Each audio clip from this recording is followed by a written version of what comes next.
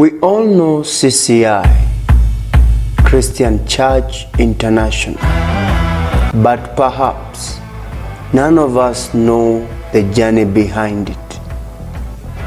Understanding history plays a crucial role in defining the culture of any organization. Welcome to the Journey Edition, bringing you the history of CCI Church from its conception to the present day scenario and its designed future. Let us walk this mind-blowing journey together. Like any other church, CCI has had its own share of transformation process. It began as a dream in a young man's mind, currently the Archbishop Mulandi.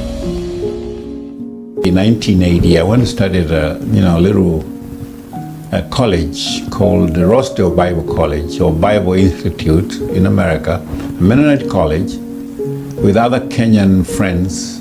Bishop Omondi was there, Ibrahim Omondi, Joseph Kamau of Happy Church, Brother Chacha, who went to be with the Lord, and one other Kenyan friend.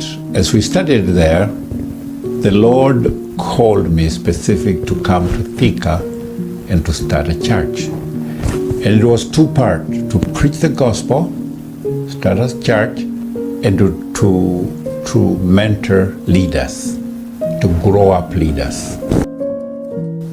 Having traveled from Rosedale Bible College to visit Kenya for a break, he found a few brethren had started a fellowship in Thika and shared the burden with them. They gladly accepted, thus establishing African Christian Church of East Africa, ACCEA, present day CCI. This marked the beginning of a difficult journey. Resources were scarce in those days.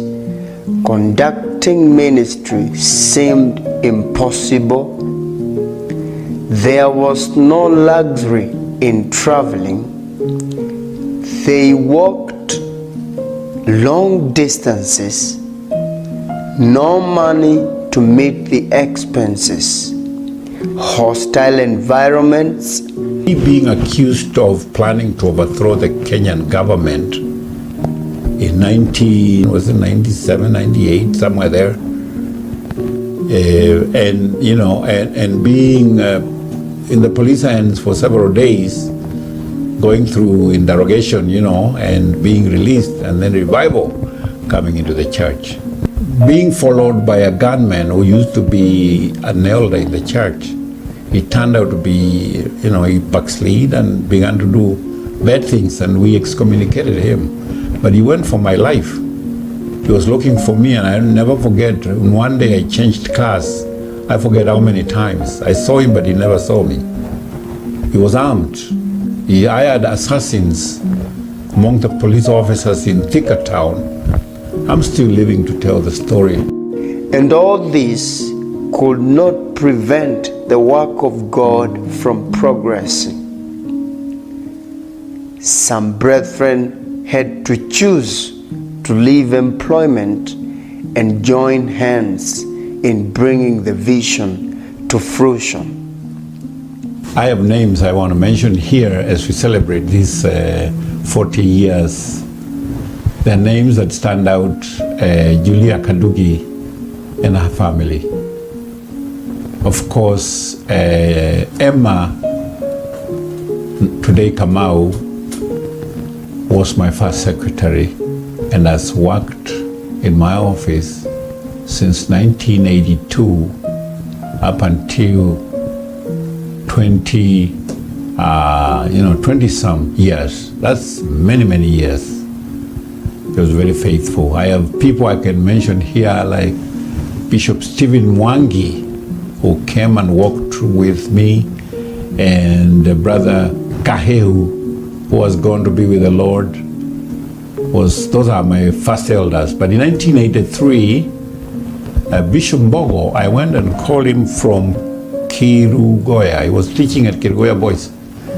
And here he was fasting for 14 days to know the will of God. And I went to call him. I didn't know. And I called him. And he followed me in Thika. He didn't have any salary, but he came and we served the Lord from 1983.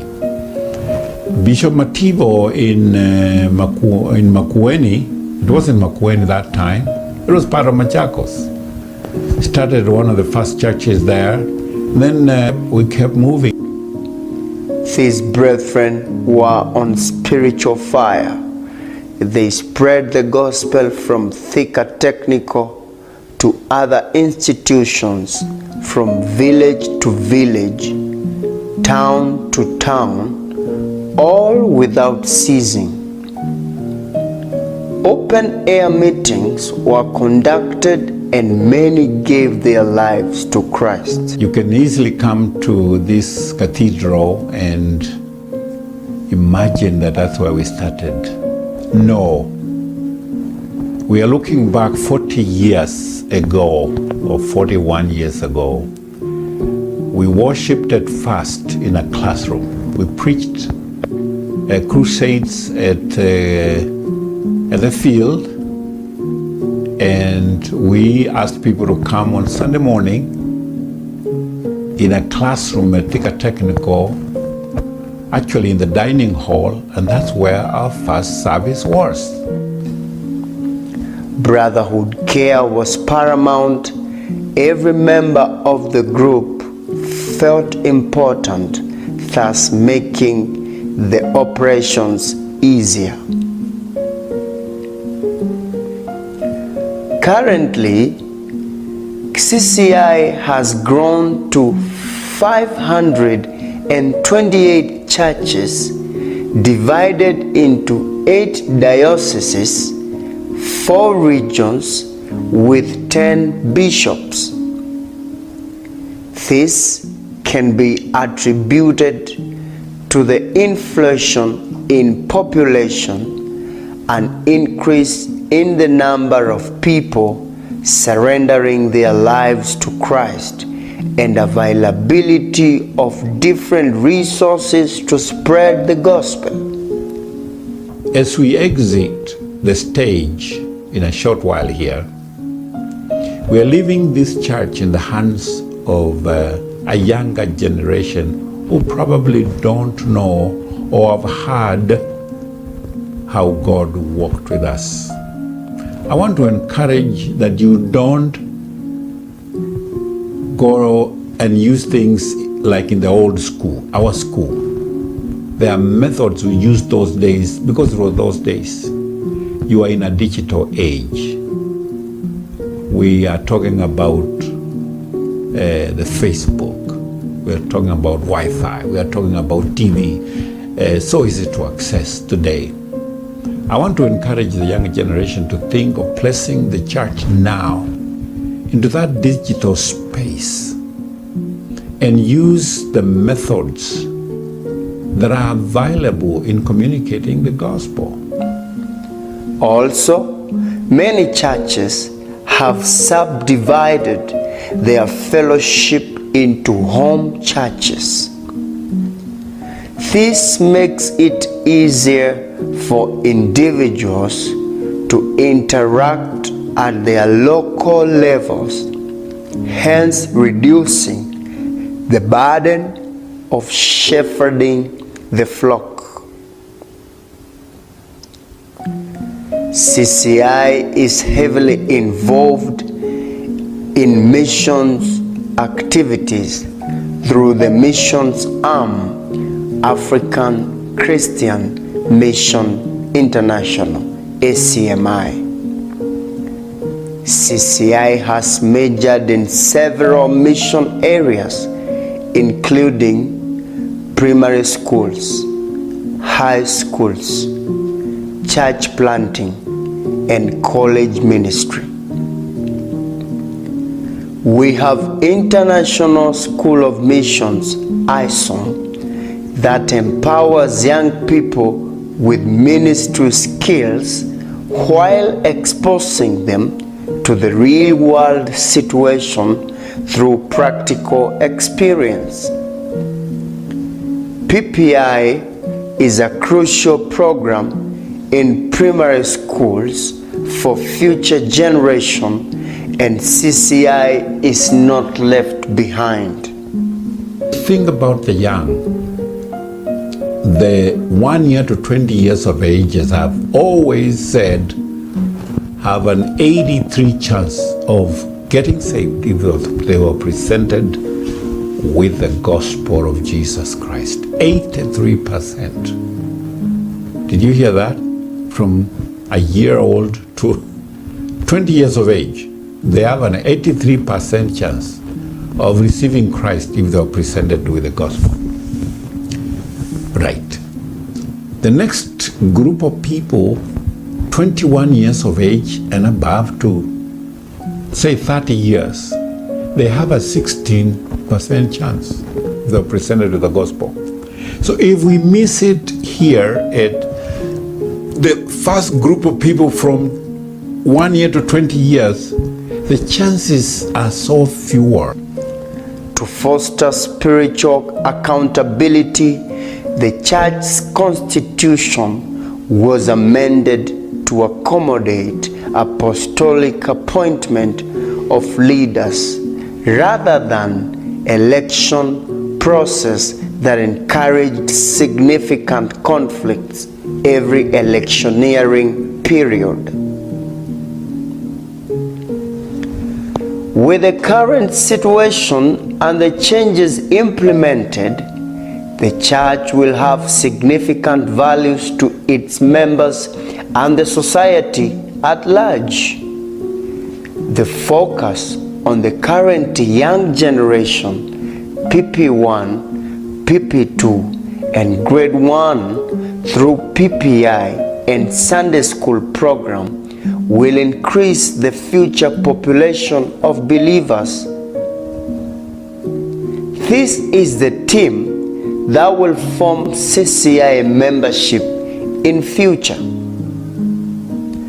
The country's future purely relies on these children, as they will be holding influential positions in government and other agencies. At their prime time, the church will have vibrant members who are thirsty for the Word of God and are ready to sacrifice their resources, including time and finances, for the sake of spreading the gospel. They will maturely serve the Lord. The church is designed to regain its flavor in missions and outreaches, in evangelism and preaching, to have quality believers rather than just amassing crowds. Going forward, the church should focus on handling a budget of not less than 1 billion Kenya shillings to manage the projects and build institutions. People will understand that the institution is beyond them and will outlive them. Thus, their work is to serve honestly when given opportunity and create space for other individuals to lead. CCI will become a powerhouse for transformation in the generations to come, since the number of churches will have increased to over 10,000. Realizing this vision calls for members to rethink their commitment to God and take the necessary steps. From this reality, there is a dire need of reconnecting with the past to realize the designed future, hence influencing our theme this year, resounding the vision. Let us resound the vision